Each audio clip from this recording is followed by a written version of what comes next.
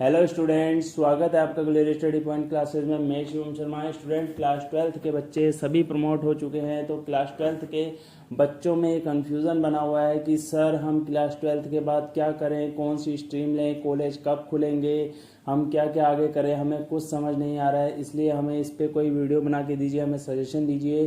तो आज के इस वीडियो में हम बात करेंगे कि आप क्लास 12th के बाद क्या क्या आपके अगले स्ट्रीम खुल सकते हैं, आप क्या क्या आगे अपने लिए चूज़ कर सकते हैं, कौन कौन से कोर्स आप कर सकते हैं। तो इस वीडियो में लास्ट तक मेरे साथ बने रहिए ताकि आपका एक एक कन्फ्यूज़न, एक एक डाउट क्लियर हो जाए। ठीक है, चैनल पे नए हैं तो चैनल को सब्सक्राइब जरूर कर लें और बेल आइकन को भी प्रेस कर लें ताकि आपको हर तरीके का लेटेस्ट अपडेट मिलता रहे अपनी स्टडी से जुड़ा हुआ। तो देखो, सबसे पहले मैं आपसे बात करूंगा कि क्लास 12th के जितने भी बच्चे हैं सबके सब क्या होंगे, इस बार 100% पास होंगे। तो आगे वो अपनी स्ट्रीम के हिसाब से ही आगे कॉलेज में एडमिशन लेंगे, कुछ कोर्स करेंगे, कुछ क्या करेंगे। कोई क्या कहते हैं पॉलिटेक्निक की तरफ जाता है, कोई आईआईटी करता है, ठीक है, कोई आईटीआई करेगा। अलग अलग लेवल के लिए वो क्या करते हैं, अपनी तैयारियां करते हैं। ठीक है, तो मैं सबसे पहले ये कहना चाहूँगा कि जिस बच्चे की जो स्ट्रीम है वो अपनी उसी स्ट्रीम की तरफ जाए। जैसे कोई 12th में आर्ट साइड का स्टूडेंट है तो वो अपनी आर्ट साइड वाली ही स्ट्रीम को ले। और सबसे बड़ी बात मैं ये कहना चाहूँगा कि ये डिसीजन जो ले बच्चा अपने आप से ले, किसी के कहने पे या किसी के कही हुई बातों पे ना चले, या किसी के स्टूडेंट्स, कोई स्टूडेंट्स है उसके पेरेंट्स को कोई दूसरा फोर्स कर रहा है कि अपने बच्चे को ये वाला कोर्स करवाओ, अपने बच्चे को ये वाला कोर्स कराओ, इसमें बेनिफिट है, ये है वो है। तो इस चीज़ को आप बिल्कुल अपने दिमाग से निकाल दें। किसी की बातों पे तो बिल्कुल ही आपने जाना ही नहीं है। बिल्कुल दिमाग में डिप्रेशन आपने रखना नहीं है। अपने समय को देखते हुए चलना है कि आपको अपने समय को कैसे यूटिलाइज करना है, अपने यूज़ में किस तरीके से लाना है। ठीक है, अपने दिमाग को बिल्कुल फ्रेश करके रखिए। बिल्कुल टेंशन दिमाग में आपने नहीं पालनी है। ठीक है, मेरी बातों को सुनना। 5 टिप्स आपको दूंगा, एकदम ज़बरदस्त वाली टिप्स जो आपकी लाइफ को बिल्कुल एकदम चेंज कर देंगे। आपको लगेगा कि हाँ, हमने जो डिसीजन खुद से लिया वो हमारे लिए कितना बेनिफिट हुआ है। ठीक है, ध्यान से सुनना मेरी बातों को। सबसे पहला पॉइंट मैंने ये बताया आपको कि आप क्या करेंगे, सिर्फ अपनी दिमाग से चलेंगे। अपने दिमाग से आपने चलना है। अपनी दिमाग को इस तरीके से आपने सेट करना है कि भाई मैंने जो करना है अपने आप से करना है, अपना डिसीजन मैंने खुद लेना है। क्योंकि आप 12th पास आउट हो चुके हो, आप अपना डिसीजन खुद मेक कर सकते हो, अपना डिसीजन खुद बना सकते हो। तो किसी भी स्ट्रीम का कोई भी बच्चा हो, किसी दूसरे की बातों में आके अपने फ्यूचर को बेकार मत करना। सिर्फ अपना डिसीजन अपना रखना। आपका क्या गोल है, आप क्या करना चाहते हो अपनी लाइफ में, आगे किस लाइन में आप आगे बढ़ना चाहते हो, तो उसी हिसाब से अपना डिसीजन लेना। फर्स्ट पॉइंट मैंने आपको बता दिया। आगे हम बात करते हैं जो स्ट्रीम्स की मैं बात कर रहा था। सबसे पहला आप क्या करेंगे, जिस स्ट्रीम के आप स्टूडेंट्स हैं पहले सबसे पहले आप उसी स्ट्रीम में जाइए। जैसे आर्ट साइड वाला बच्चा अपना आगे बीए कर सकता है, ठीक है, बीसीए कर सकता है, अदरवाइज और जो आर्ट साइड से रिलेटेड कोर्स होते हैं वो कर सकता है। बिल्कुल कॉलेज, डिग्री कॉलेज में तो आप एडमिशन सभी बच्चे लीजिए। सभी बच्चों को मेरी यही राय रहेगी, यही मशवरा दूंगा मैं कि वो अपना डिग्री कॉलेज में ज़रूर एडमिशन लें। उसके बाद अदरवाइज वो जो कोई भी कोर्स कर सकते हैं। कोर्स भी बच्चा तभी करता है जब घर की इकोनॉमिक कंडीशन या आर्थिक स्थिति क्या होती है, ठीक होती है। उनके पेरेंट्स इस चीज़ को एफर्ट कर सकते हैं कि हम अपने बच्चे को कोर्स करवा सकें। तो मैं तो यही राय दूंगा कि बच्चा जितना कम से कम खर्च में अपने पेरेंट्स को खुश कर सके वो इसी तरीके का डिसीजन अपने दिमाग में ले। क्योंकि हर पेरेंट्स ऐसा एफर्ट नहीं कर सकता कि वो अपने बच्चे को बड़े से बड़ा कोर्स करवा सके। तो इसलिए अपने घर की कंडीशन का ख्याल रख के भी कोई डिसीजन लेना। नहीं तो कई अपने रिश्तेदारों में क्या होता है, अपने बच्चे को यहाँ भेज दो, वहाँ भेज दो, मेरे यहाँ रह लेगा, मेरे यहाँ पढ़ाई कर लेगा, ये कर लेगा। तो इस तरीके के डिसीजन अपने दिमाग में बिल्कुल भी ना लें। जो डिसीजन लेना है सोच समझ के लें।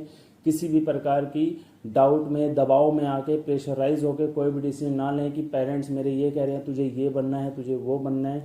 सिर्फ अपना माइंड आप चलाएं, बिल्कुल अच्छे तरीके से अपने माइंड को फ्रेश करके चलाएं। ठीक है, आगे बात करते हैं। ठीक है, स्ट्रीम्स की तो मैंने बता दिया। आर्ट साइड वाले को जाएगा बीए वगैरह इस तरीके से कर सकता है। बीकॉम वाला अपना आगे कॉमर्स साइड जिनकी 11th 12th में थी वो आगे कॉमर्स साइड में जा सकते हैं। ठीक है, आगे मैथ्स भी ले सकते हैं। और जो आपके साइंस साइड वाले हैं, चाहे वो बायो के हों चाहे मैथ वाले सब्जेक्ट्स में, पीसीएम या पीसीबी वाले, आगे अपना बीएससी भी कर सकते हैं, बीकॉम भी कर सकते हैं, बीए भी कर सकते हैं। बट आगे वो किस उसमें जाना चाहते हैं, किस लेवल की पढ़ाई करना चाहते हैं। कुछ बच्चों का सपना होता है आईएएस बनने का या आईपीएस ऑफिसर बनने का या अदरवाइज कोई भी गवर्नमेंट जॉब में जाने का। तो वो उस तरीके से अपने लेवल आगे चुन लें। अगर जैसे आईएएस आईपीएस अगर उन्होंने बनना है तो उनके लिए क्या कहते हैं हिस्ट्री वगैरह या अदरवाइज पॉलिटिकल वगैरह इन सबको जानना बहुत ज़्यादा ज़रूरी होगा। तो मैं तो ये प्रेफरेंस करूँगा कि वो बीए वगैरह ले, क्योंकि जिन्होंने 12th तक मैथ ले रखी है उनकी मैथ तो ऑलरेडी क्या रहती है, स्ट्रॉन्ग रहती है, तो उन्हें आगे कोई भी दिक्कत मैथ में नहीं पड़ेगी। और शॉर्ट ट्रिक के लिए आपको जितनी मेरे से मदद हो सकेगी मैं उतनी शॉर्ट ट्रिक आपके लिए अवेलेबल करवाऊंगा। हालांकि मैं डालता भी हूँ चैनल के लिए, चैनल पे अपने शॉर्ट ट्रिक की वीडियो, तो आप उसे भी वॉच कर सकते हैं। अदरवाइज और चैनल्स भी हैं जो शॉर्ट ट्रिक की वीडियो डालते हैं अदरवाइज एग्जाम्स के लिए, आप उनके चैनल पे भी जाके वॉच कर सकते हैं, ठीक है। तो इसलिए आप अपना पहले स्ट्रीम चुनिए, ठीक है। उसके बाद ये मैंने आपको बता दिया है कि सबसे पहला डिसीजन आपका ही होना चाहिए, पहला पॉइंट। दूसरा पॉइंट आप क्या देखेंगे कि घर की आपकी इकोनॉमिक कंडीशन किस तरीके की है, आर्थिक स्थिति क्या है, कि घर वाले हमारा कितना एफर्ट कर सकते हैं। दूसरा पॉइंट्स मैंने आपको बता दिया। तीसरा पॉइंट्स ये कि जो भी आप करना चाहेंगे, मान लीजिए आपने किसी कोर्स में अगर अपना हाथ डाल दिया, यानी कोर्स को आपने क्या कर लिया, ले लिया है, मैं ये कोर्स करना चाहता हूँ। अगर आप उस कोर्स में घुस गए यानी उस कोर्स को कर रहे हैं तो पूरी लगन के साथ उस कोर्स को करिए। और पहली बात, सबसे पहला दिमाग आपने यही लगाना है, जिस कोर्स को आप किसी भी कॉलेज से अगर आप कोर्स कर रहे हो तो आप देख लें, उस कॉलेज की अच्छे से इंक्वायरी कर लें कि उस कॉलेज से हमें आगे प्लेसमेंट्स जो मिलेगी कितनी मिलेगी। कम से कम मैं आपको एक चीज़ थोड़ी सी बता देता हूँ कि अगर आप 5-10 लाख 12 लाख 15 लाख अगर लगा रहे हैं तो कम से कम आपका प्लेसमेंट, ईयरली प्लेसमेंट जो होना चाहिए कम से कम 7 से 8 लाख का पैकेज आपको मिलना चाहिए, तभी आपको फ़ायदा है। अदरवाइज नहीं तो आपको कोई बेनिफिट इसमें नहीं मिलने वाला, क्योंकि अगर आप 10-15 हज़ार की नौकरी करेंगे तो आपको कोई भी कोर्स करने की ज़रूरत नहीं है। आप इससे बढ़िया आप ग्रेजुएट होकर भी 10-12 हज़ार की नौकरी अपने उससे आप कर सकते हैं। किसी शहर में जाके आप इस तरीके 10-12-15 हज़ार की नौकरी कोई डिग्री कॉलेज से डिग्री लेके भी आप इजीली क्या कर सकते हैं। 12th पास आउट वाले बच्चे भी 8-10 हज़ार ईजिली कमा लेते हैं, ठीक है। 3 पॉइंट मैं आपको बता चुका हूँ। पहला, आपका डिसीजन खुद का होना चाहिए, किसी के दबाव में आकर आपने डिसीजन नहीं लेना। दूसरा, क्या करना है आपने, क्या देखना है, आपने घर की इकोनॉमिक कंडीशन देखनी है कि घर वाले कैसा एफर्ट कर सकते हैं। तीसरा, अगर आप किसी कॉलेज में एडमिशन ले रहे हैं या ले चुके हैं तो आपको पूरी लगन से पढ़ाई करनी है, किसी दबाव में आके। सबसे पहला आपने क्या करना है, कॉलेज की इंक्वायरी निकालनी है कि कॉलेज किस तरीके का हमें एडमिशन मिल रहा है, वहाँ पर हमारी रैंक किस तरीके की, आगे हमें प्लेसमेंट किस तरीके की मिलेगी। चौथा क्या है, चौथी चीज़ आप ये देखेंगे कि आप जिस लाइन में जाना चाहते हैं वो लाइन आपको मिली है या नहीं मिली है, इस चीज़ का भी आप थोड़ा सा ध्यान रखें।